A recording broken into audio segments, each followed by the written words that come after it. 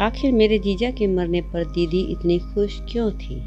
मेरे जीजा जी का एक्सीडेंट हो गया, यह बात जैसे हमने मोबाइल पर सुनी, हम दौड़ते हुए हॉस्पिटल पहुंचे। हॉस्पिटल पहुंचने पर हमने देखा कि जीजा जी की सांसें थम चुकी थी। मेरी माँ का तो रो रो कर बुरा हाल हो रहा था। माँ कह रही थी, अब मेरी बेटी का क्या होगा? केवल 25 साल की उम्र में मेरी बेटी विधवा हो चुकी है। हे भगवान, क्यों किया आपने हमारे साथ ऐसा? यदि आपको मेरी बेटी के ऊपर दया नहीं आई तो उसके 3 साल के बेटे के ऊपर तो दया आनी चाहिए थी। दीदी भी वहीं पर बैठी थी, लेकिन दीदी की आंख से आंसू भी नहीं गिरा। मैं यह देखकर चकित हो गई कि माँ का तो रो रो कर बुरा हाल हो रहा था और दीदी बिना किसी चिंता के अपने 3 साल के बच्चे के साथ हंस खेल रही थी। जीजा जी को घर पर लाया गया और फिर उनका अंतिम संस्कार कर दिया गया। गांव वाले लोग जब दीदी के घर आए तब दीदी उनके सामने रोने का नाटक करने लगी थी। यह हमें साफ दिखाई दे रहा था। जब गांव वाले लोग चले गए तब दीदी कमरे में आकर जोर जोर से हंसने लगी।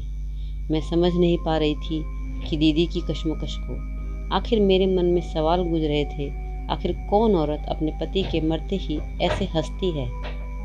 एक और यह सवाल घूमने लगा कि क्या दीदी की मानसिक हालत तो नहीं बिगड़ी जिससे दीदी ऐसा कर रही हो। मैंने यह बात मम्मी को जाकर बताई। मम्मी को भी लग रहा था कि शायद ऐसा ही कुछ मामला होगा। फिर हमने सोचा चलो इस बारे में दीदी से बातचीत करते हैं। जब हम कमरे में पहुंचे तो कमरे के अंदर का नज़ारा देखकर हमारे होश उड़ गए। दीदी ने एक गहरे लाल रंग की साड़ी पहनी हुई थी, मांग पर सिंदूर, हाथों में चूड़ियाँ, मतलब एक दुल्हन की तरह सजी हुई थी और अपने 3 साल के बेटे को कह रही थी, अब तो खुश होना। हमें समझ में नहीं आ रहा था कि ये क्या हो रहा है। थोड़ी देर बाद ही दीदी वापस ड्रेसिंग रूम में गई और गुलाबी रंग का सूट पहनकर नवीन नवेली दुल्हन की तरह श्रृंगार करके आई और मोबाइल पर गाने चलाकर डांस करने लगी। हम सब यह चीज़ों को देखकर हैरान थे। हम सोच रहे थे कि आखिर जीजा जी को मरे हुए 5 दिन तो हुए हैं और दीदी को इस तरह का बर्ताव हमें हजम नहीं हो रहा था। हमने एक बार तो सोचा कि दीदी के सास ससुर जी से बात कर लेते हैं, लेकिन हमें लगा कि यह कहना उचित नहीं होगा। क्या पता उन्हें मालूम हो इस बारे में। दीदी के बारे में सोच सोच कर हमारा दिमाग घूम रहा था, तो हम जाकर सो गए। दूसरे दिन हम जब उठे तो हमने देखा दीदी ने हमारे लिए गर्मा गर्म नाश्ता तैयार कर रखा था। नाश्ते के बाद दीदी ने बढ़िया सा भोजन बनाया। भोजन में बहुत तरह के पकवान बनाए थे। मुझे याद है कि सारे पकवान दीदी के पसंदीदा थे। मैंने कहा, दीदी आज कुछ खास है क्या जो आपने इतने सारे पकवान बनाए हैं?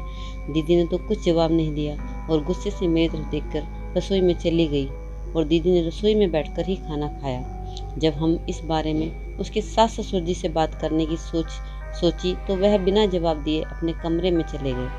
हमें समझ ही नहीं आ रहा था आखिर में क्या हो रहा है। जब रात हुई तो हमने सोचा आज दीदी के सारे राज के बारे में जानकर ही रहेंगे। जब हम उसके बेडरूम के दरवाजे के पास पहुंचे तो दीदी अपने बेटे नयन को सुला रही थी। जब नयन सो गया वो अपना एक बैग लेकर घर के पीछे रास्ते से निकल गई। हम सोच में पड़ गए कि पहली तो सुलझ नहीं रही थी और दीदी अभी बैग लेकर पीछे के दरवाजे से कहाँ जा रही है। जाना होता तो आगे से भी जा सकती थी और हमने दीदी का पीछा करने के बारे में सोचा। हम भी दीदी के पीछे पीछे निकल गए तो हमने देखा कि दीदी पीछे की गली में एक आखिरी में घर था, उसमें चली गई। उस घर की चाबी दीदी के पास ही थी। उस घर का ताला खोलकर दीदी अंदर चले गए। ऐसा लग रहा था घर के अंदर भी कोई है। हमें लगने लगा कि दीदी कोई गलत काम तो नहीं करती। आखिर दीदी इतनी रात को उस घर में जाकर क्या है? दीदी का किसी के साथ चक्कर तो नहीं? फिर हम दीदी का वहीं इंतजार करते हैं। दीदी उसी घर से जब सुबह के 5 बजे तक उठी और उस घर से निकलकर वापस अपने घर आई। हम भी दीदी के पीछे पीछे वापस लौट कर आए। हमने पक्का निश्चय कर लिया कि कल जब दीदी उस घर पर जाएगी तो दीदी को रंगे हाथ पकड़ ही लेंगे। दूसरे दिन भी दीदी की वही दिनचर्या रही। देर रात होते होते ही दीदी अपने बेटे को सुलाकर वापस अपना बैग निकालकर उस घर में गई। जैसे ही दीदी उस घर के अंदर घुसी हम भी उसके पीछे पीछे उस घर में घुसे। घर के अंदर गए तो वहाँ का नज़ारा देखकर हमारे होश उड़ गए। दीदी ने हमें अंदर आते देख लिया था और दीदी एकदम से घबरा गई और घबरा कर एकदम से माँ के पास आकर माँ के गले लगकर रोने लगी। माँ ने पूछा, दीदी को बेटा क्या हुआ, तुम रो क्यों रही हो, और यह औरत कौन है इस घर में, और यह छोटा सा बच्चा किसका है। आगे जो दीदी ने कहानी सुनाई वह कहानी सुनकर हमारे रोंगटे खड़े हो गए। दीदी ने बताया, यह जो इस घर में उनको 20 साल की लड़की दिख रही है वह उसकी सौतन है, और जो छोटा बच्चा दिखाई दे रहा है वह 20 साल की लड़की का ही बच्चा है। माँ ने कहा, बेटा तुम्हारी सौतन है, तुमने तो पहले कभी नहीं बताया, और दामाद जी तो तुमसे बहुत प्रेम करते थे, और ऐसे बिगड़ेल इंसान तो थे ही नहीं, तो फिर ये सौतन कैसे। आगे दीदी सिसकियाँ लेते हुए बताने लगी कि माँ आपके दामाद कोई शरीफ आदमी नहीं था, एक नंबर का बिगड़ैल और निकम्मा इंसान था, कभी नौकरी पर नहीं जाता, कोई काम नहीं करता था, और उसके शौक थे दुनिया भर के। उसके पास अपने शौक पूरे करने के लिए भी पैसे नहीं होते थे तो मेरे पैसे चुरा कर ले जाता था। कभी मेरे सास ससुर के पैसे चुरा कर ले जाता। अगर उसे पैसे चुराने के लिए नहीं मिलते थे तो हमें मारपीट हमसे पैसे लूट कर ले जाता, और रोज रात को शराब पी कर आता और हमसे लड़ाई करता और मेरे ऊपर गलत लांछन लगाता और मुझे हद पार के लिए रोक टोक करता। और माँ आपने देखा होगा मुझ में कितना परिवर्तन आया है। पहले कैसे मैं एक खुलकर जीती थी, चाहे जिस चीज़ की ज़रूरत हो ले आती थी, लेकिन माँ अब मुझे हर एक चीज़ को सोच समझ कर लाना होता है।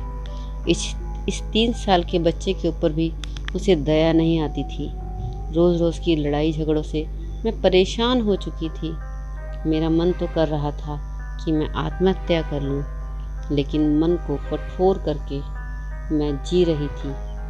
फिर माँ कहने लगी कि बेटा यह सब बातें तूने पहले क्यों नहीं बताई थी। क्या बताती माँ, और क्यों बताती। यह बताती कि आपकी बेटी ने जो अपने पसंद से लड़का चुना है वह बिगड़ैल है, और अब मैं अपना घर छोड़कर आपके पास आना चाहती हूँ।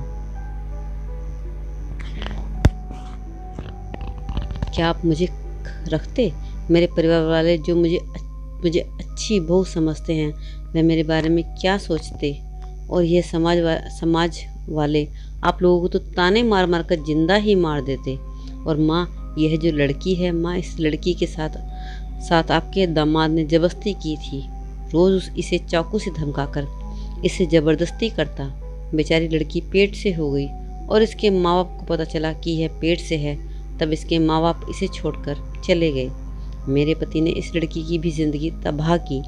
इसके क्या सपने थे, यह पढ़ लिख कर कुछ बनना चाहती थी, लेकिन सब बर्बाद किया इसका कोई नहीं माँ। और मैं एक औरत होने के खातिर एक औरत का दर्द समझती हूँ, उसका मैं 9 महीने से ध्यान रख रही हूँ।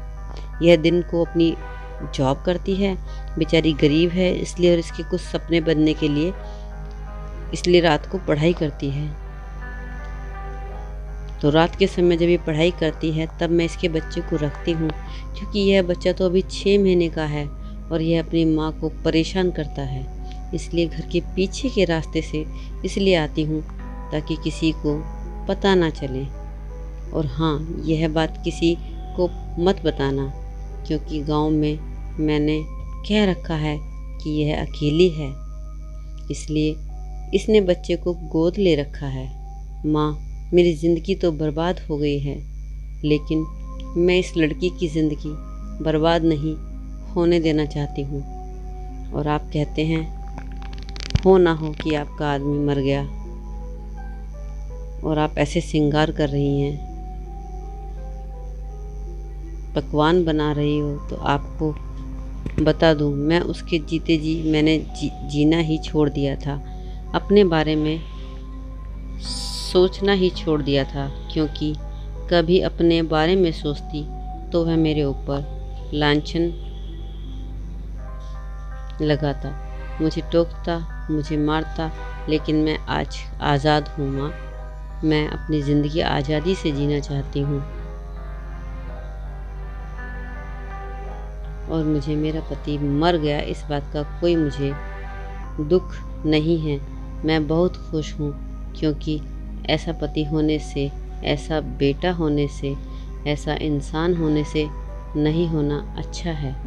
माँ ने कहा, मेरी बेटी खूब समझदार हो गई है। माँ ने माफ़ी मांगी, दीदी से कहा और कहा, बेटा अब से मैं तेरे हर सुख और दुख में साथ दूंगी क्योंकि तू मेरी बेटी ही नहीं, मेरी जिम्मेवारी है।